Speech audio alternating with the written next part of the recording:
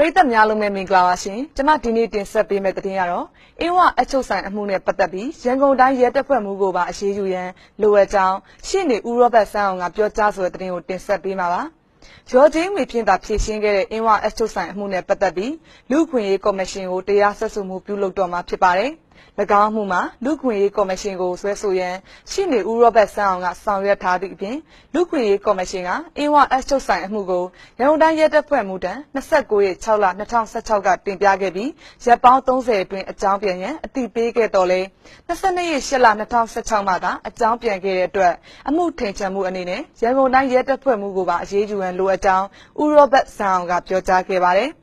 ၎င်းအမှုကိစ္စနဲ့ပတ်သက်ပြီးကျမတို့မြန်မာမီဒီယာ7 News ကနေရှင်းနေဦးရောဘတ်ဆန်းအောင်ကိုအခုလိုတွားရောက်မြင်မြန်ထားပါတယ်။ကျွန်တော်တို့ကတော့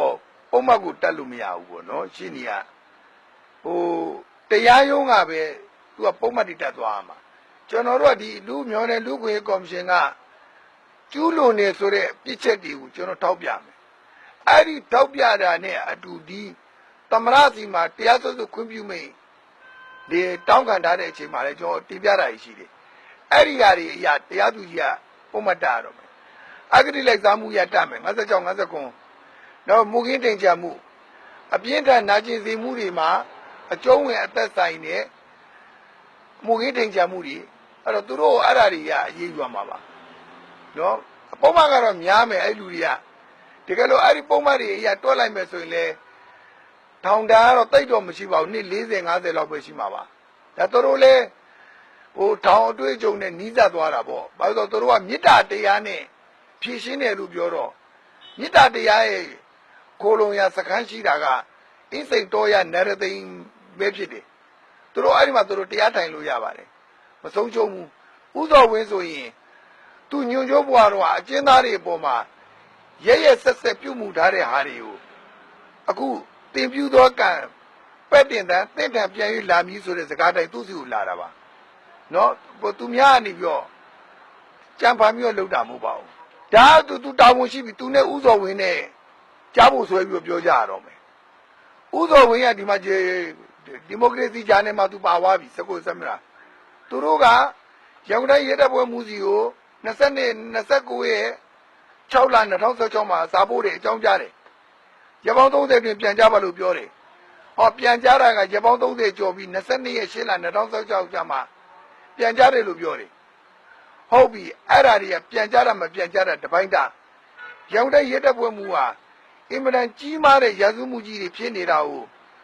သူသိသွားပြီဖြစ်တယ်ဥပဒေရဆိုသူသိသွားပြီသူဘာလို့မဖွင့်လဲနော်အဲ့တော့သူ့မှာလည်းပဲတာဝန်ရှိသွားပြီသူဒီရဲလက်ဆွဲပိုက်တီလေးပါပြတ်တန်းကျအတိုင်းသူ့မှာတာဝန်ရှိသွားပြီအောက်ခြေကိုပြောရမယ်ဒါကြောင့်မလို့ကျွန်တော်ကရန်ကုန်တိုင်းအနေထားကိုပြောရင်ဒီလောက်တော့မှစိုးစိုးဝါးဝါပြုမှုကြီးတွေဖြစ်နေတယ်အတွက်တိုင်းတပ်ဖွဲ့မှုကိုလည်းပြောင်းရွှေ့တင်တယ်တက်ဆိုင်ရခဲရဲတပ်ဖွဲ့မှုပါညာ၄ခရိုင်အကုန်လုံးရွှေ့ပလိုက်တော့အလောင်းလည်းမမိလေးလောင်းပြိုင်တွေပေါ်လိုက်လူရဲမှုတွေပေါ်လိုက်လူသားမှုတွေပေါ်လိုက်နော်တစ်ချိန်လုံးအလောင်းပြိုင်ပွဲတွေဖြစ်နေတယ်ရန်ကုန်တိုင်းကဘာမှထိမ့်သိမ့်နိုင်စွာမရှိဘူးအဲ့တော့အစ်စ်လဲမှရမယ်ပြောင်းဖို့လိုတယ်သို့တော့မပြောင်းခင်မှာတော့ကျွန်တော်တို့လည်းပဲထည့်ပြီးတော့တရားစွဲဖို့အတွက်ကျွန်တော်အချက်လက်ဆက်စုဆောင်ပါတော့မယ်စောင်းနေပါပြီကျွန်တော်တို့ကသမရရဲ့စီကတရားစွဲဆိုခွင့်ပြုမိန်ကိုစောင့်နေတာပါအဲ့ဒါဂဏိရမနေ့ပြန်တင်လို့ရပြီအခုကတော့ကျွန်တော်တို့ကအချက်လက်စုဆောင်နေဒါအဲ့ဒီမှာတော့တက်သေးတွေအများစုကတော့သတင်းတောက်တွေပဲဖြစ်မှာသတင်းတောက်တွေမချေမငါဆက်ဆံတဲ့ကိစ္စတွေနောက်ပြီးတော့သတင်းတောက်ကသတင်းပေးပါရဲ့သားနဲ့လိုက်နာဆောင်ရွက်မှုမရှိတဲ့ကိစ္စအဲ့ဒါတွေကိုပေါ်အများဆုံးပါနေတော့တက်သေးတွေအများစုကတော့သတင်းတောက်တွေပဲဖြစ်မှာပါအင်ကူတွေကိုညှမနေစေမှုတွေကတာမန်ရာဇသက်ကြီးဥပဒေပုံမှန်အရာဒဏ်ရာပေါ်မှာမူတည်ပြီးတော့325 326စသည်ဖြင့်ပေါ့နော်ရှိသလိုလူကုန်ကူးမှုဥပဒေပုံမှန်24/32အရာလဲတွားတယ်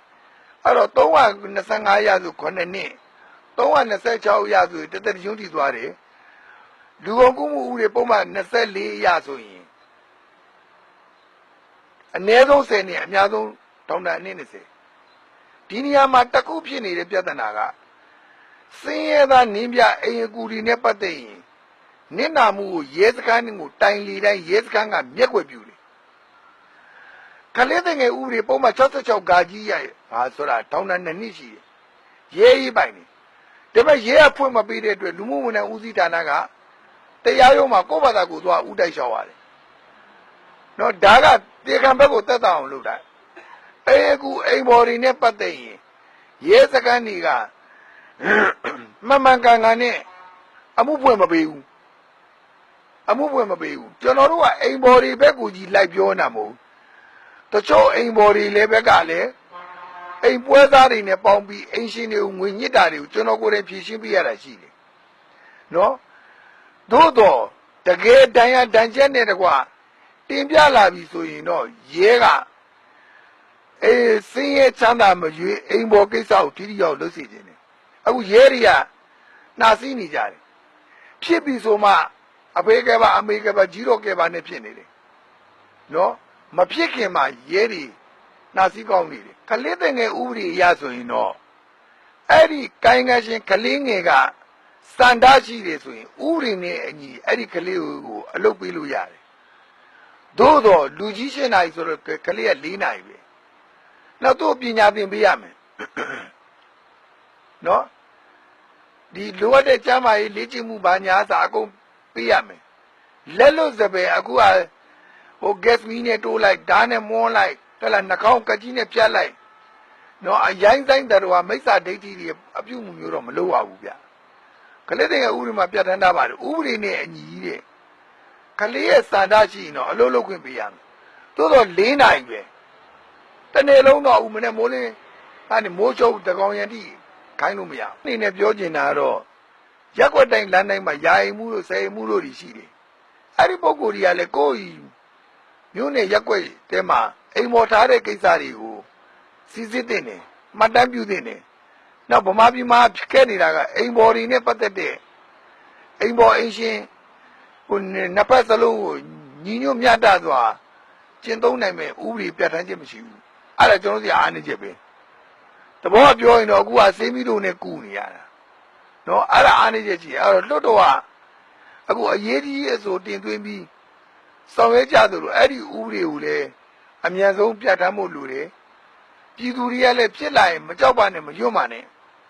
ရဲရဲဝုံဝုံရင်ဆိုင်ပါနော်ကြောက်ကြမလိုပါဘူးလို့ပဲကျွန်တော်ပြောချင်ပါတယ်လက်ရှိအချိန်မှာလွှတ်တော်မှာလည်းအရေးကြီးအဆိုဖြစ်လူခွင့်ရေးကော်မရှင်ဖွဲ့စည်းခြင်းနဲ့ပတ်သက်ပြီးကော်မရှင်ကိုဖျက်သိမ်းပြီးအသစ်ပြန်လည်ဖွဲ့စည်းရတဲ့။အပြင်လက်တွေမှာအပြည့်အဝလှုပ်ရှားနိုင်သူများကိုထည့်သွင်းခံထားပေးရန်လူခွင့်ရေးကိုအမှန်တကယ်လေးစားပြီးဗတ်မလိုက်ပဲမှန်မှန်ကန်ကန်ဆုံးဖြတ်နိုင်တဲ့ပုံကိုယ်များဖြင့်ပြန်လည်ဖွဲ့စည်းပြီးခိုင်မာတဲ့ policy ကောင်းများပြန်လည်ချမှတ်ရန်နဲ့ policy ရွေးချယ်ရမှာကလေးတငယ်အခွင့်အရေးများတွင်ခွင့်မလွတ်နိုင်တဲ့တက်ငယ်မတေးမှုများနဲ့ပတ်သက်ပြီးတေတံပေးနိုင်တဲ့အထိကာကွယ်ပေးတဲ့ policy များထည့်သွင်းရေးဆွဲနိုင်ရန်တို့ကိုဒေါ်နန်းမိုးကအကြံပြုတင်ပြခဲ့ပါတယ်။ဖွဲ့စည်းပုံအခြေခံဥပဒေပါနိုင်ငံသားများရဲ့မူလအခွင့်အရေးများကိုပုံမမြင့်တင်ကာကွယ်စောင့်ရှောက်နိုင်ရန်လူခွင့်ရေးချိုးဖောက်မှုကိုအကာအကွယ်မပေးနိုင်တဲ့မြန်မာနိုင်ငံလူခွင့်ရေးကော်မရှင်မှအဖွဲ့ဝင်အချို့ဟာထိရောက်စွာအရေးယူပေးပါရန်ပြည်ထောင်စုအစိုးရအားတိုက်တွန်းကြောင်းအရေးကြီးအဆိုကိုပြည်သူ့လွှတ်တော်ကအတည်ပြုခဲ့ပါတယ်။